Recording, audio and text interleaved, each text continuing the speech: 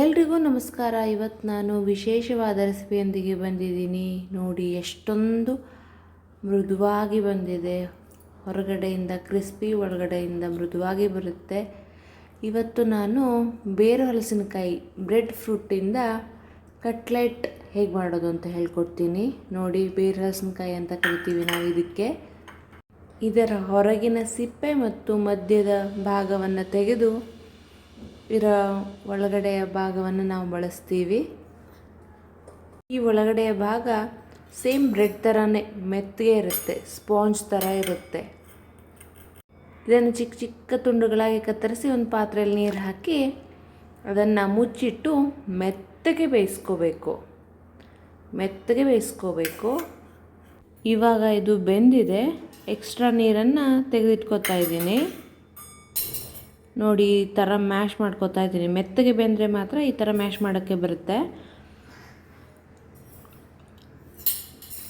ಇದಕ್ಕೆ ನಾನು ಹಸಿರುಮೆಣಸಿನಕಾಯಿ, ಕರಿಬೇವು, ಕೊತ್ತಂಬರಿ ಸೊಪ್ಪು, ಮಾವಿನಕಾಯಿ, ಈರುಳ್ಳಿ, ಶುಂಠಿ ಮತ್ತು ಬೆಳ್ಳುಳ್ಳಿನ ಬಳಸ್ತಾ ಇದ್ದೀನಿ. ನಾನಿಲ್ಲಿ ಕಾಡು ಕೊತ್ತಂಬರಿ ಸೊಪ್ಪನ್ನು ಬಳಸ್ತಾ ಇದ್ದೀನಿ. ನೀವು ಸಾದಾ ಕೊತ್ತಂಬರಿ ಸೊಪ್ಪನ್ನು ಬಳಸ್ಬೋದು. ಮತ್ತು ನಾನು ಮಾವಿನಕಾಯಿ ಇತ್ತು ಅಂತ ಅದನ್ನು ಬಳಸಿದ್ದೀನಿ. ನೀವು ಆಮ್ಚೂರು ಪೌಡ್ರು ಬೇಕಾದ್ರೆ ಹಾಕ್ಕೋಬೋದು. ಇದಕ್ಕೆ ಎಲ್ಲವನ್ನು ಕೂಡ ನಾನು ಚಿಕ್ಕ ಚಿಕ್ಕದಾಗಿ ಹೆಚ್ಚಿ ಇಟ್ಕೊಂಡಿದ್ದೀನಿ. ಶುಂಠಿ, ಮಾವಿನಕಾಯಿ, ಬೆಳ್ಳುಳ್ಳಿ, ಈರುಳ್ಳಿ, ಕೊತ್ತಂಬರಿ ಸೊಪ್ಪು, ಹಸಿರು ಮೆಣಸಿನಕಾಯಿ ಮತ್ತು ಚಿಕ್ಕ ರವೆನ ತೊಗೊಂಡಿದ್ದೀನಿ. ಇದ್ರ ಜೊತೆ ಮಿಕ್ಸ್ ಮಾಡೋದಕ್ಕೆ ಮತ್ತು ಲಾಸ್ಟಲ್ಲಿ ಮೇಲ್ಗಡೆಯಿಂದ ಹಾಕೋದಕ್ಕೆ ಕರಿಬೇವು,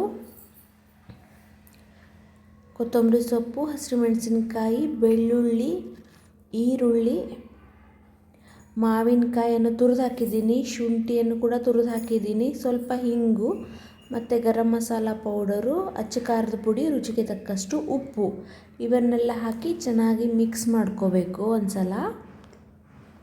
ಇದು ಚೆನ್ನಾಗಿ ಮಿಕ್ಸ್ ಆದ ನಂತರ ಇದಕ್ಕೆ ನಾನು ಚಿರೋಟಿ ರವೆನ ಸೇರಿಸ್ತೀನಿ. ರವೆ ತುಂಬ ಜಾಸ್ತಿ ಆದರೆ ಕಟ್ಲೆಟ್ ತುಂಬ ಗಟ್ಟಿಯಾಗಿ ಬರುತ್ತೆ. ಅದಕ್ಕೆ ರವೆಯನ್ನು ಸ್ವಲ್ಪ ಸ್ವಲ್ಪ ಸೇರಿಸ್ತಾ ಮಿಕ್ಸ್ ಮಾಡ್ತಾ ಹೋಗಿ. ಕಟ್ಲೆಟ್ ತಟ್ಟುವ ಹದಕ್ಕೆ ಇದ್ದರೆ ಸಾಕು. ಇದು ರವೆಯನ್ನು ಮಿಕ್ಸ್ ಮಾಡಿ ಆದ ನಂತರ ಒಂದು 10 ನಿಮಿಷ ಹಾಗೆ ಮುಚ್ಚಿಡಿ. ರವೆ ಅದರಲ್ಲಿರೋ ನೀರಿನ ಅಂಶವನ್ನು ಹೀರಿಕೊಂಡು ಸ್ವಲ್ಪ ಮೆತ್ತಗಾಗಲಿ. ಈಗ ನಾನು ಹೆಂಚನ್ನು ಕಾಯಕ್ಕಿಟ್ಟಿದ್ದೀನಿ. ಸ್ವಲ್ಪ ಎಣ್ಣೆನ ಸವರ್ಕೋತಾ ಇದ್ದೀನಿ. ಮತ್ತು ನನ್ನ ಎರಡೂ ಕೈಗಳಿಗೆ ಸ್ವಲ್ಪ ಎಣ್ಣೆಯನ್ನು ಸವರಿ ಕಟ್ಲೆಟನ್ನು ತಟ್ಟಿ ಎರಡೂ ಸೈಡು ನಾನು ರವೆಯನ್ನು ಸೇರಿಸ್ತಾ ಇದ್ದೀನಿ. ಈ ರೀತಿಯಾಗಿ ಮಾಡೋದ್ರಿಂದ ಹೊರಗಡೆಯಿಂದ ಕ್ರಿಸ್ಪಿಯಾಗಿ ಬರುತ್ತೆ. ಅದು ಕೂಡ ನೀವು ಚಿಕ್ಕ ಊರಿನಲ್ಲಿ ಮಾಡಬೇಕು, ಒಳಗಡೆಯಿಂದ ಚೆನ್ನಾಗಿ ಬೇಯುತ್ತೆ. ಇದೇ ರೀತಿಯಲ್ಲಿ ನಾನು ಅಷ್ಟು ಹಿಟ್ಟನ್ನು ತಟ್ಟಿ ಹೆಂಚಿನ ಮೇಲೆ ಹಾಕಿದ್ದೀನಿ. ಮೇಲ್ಗಡೆಯಿಂದ ಸ್ವಲ್ಪ ಎಣ್ಣೆಯನ್ನು ಹಾಕಬೇಕು. ಎಣ್ಣೆ ಜಾಸ್ತಿ ಇಷ್ಟಪಡೋರು ಇನ್ನೂ ಜಾಸ್ತಿ ಕೂಡ ಹಾಕ್ಕೋಬೋದು. ನಾನು ಕಡಿಮೆ ಹಾಕಿದ್ದೀನಿ ಇಲ್ಲಿ. ಈ ರೀತಿ ಅದನ್ನು ತಿರುವಿ ಹಾಕಿ ಒಂದು ಬದಿಯಲ್ಲಿ 1 ನಿಮಿಷ ಕೂಡ ಆದರೂ ಬೇಯಲೇಬೇಕು. ಯಾಕಂದರೆ ಒಳಗಡೆಯಿಂದ ಇದು ಬೆಂದರೆ ಮಾತ್ರ ಚೆನ್ನಾಗಿರುತ್ತೆ. ಆ ರವೆ ಚೆನ್ನಾಗಿ ಬೇಯಬೇಕು.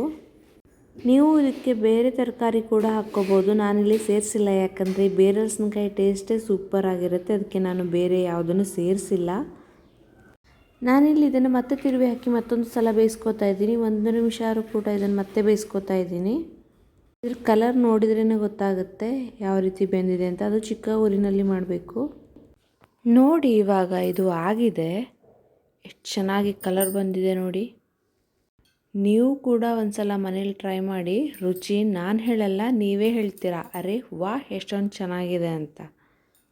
ಈ ಹಲಸಿನಕಾಯಿ ರುಚಿನೇ ಚೆನ್ನಾಗಿರುತ್ತೆ. ಅದರಲ್ಲೂ ಕಟ್ಲೆಟ್ ಮಾಡಿದ್ರಂತೂ ಸೂಪರ್ ಆಗಿರುತ್ತೆ. ಬೇರೆ ಬೇರೆ ಹೊಸ ರೆಸಿಪಿಗಳೊಂದಿಗೆ ನಾನಿನ್ನೂ ಸಿಗ್ತೀನಿ ಮುಂದಿನ ವೀಡಿಯೋದಲ್ಲಿ. ಅಲ್ಲಿ ತನಕ ನನ್ನ ರೆಸಿಪಿಗಳನ್ನು ನೋಡ್ತಾ ಇರಿ, ಸಪೋರ್ಟ್ ಮಾಡ್ತಾ ಇರಿ, ಕಮೆಂಟ್ ಮಾಡ್ತಾ ಇರಿ, ಲೈಕ್, ಶೇರ್, ಸಬ್ಸ್ಕ್ರೈಬ್ ಮಾಡಿ. ಸಿಗ್ತೀನಿ ಮುಂದಿನ ವೀಡಿಯೋದಲ್ಲಿ. Thank you.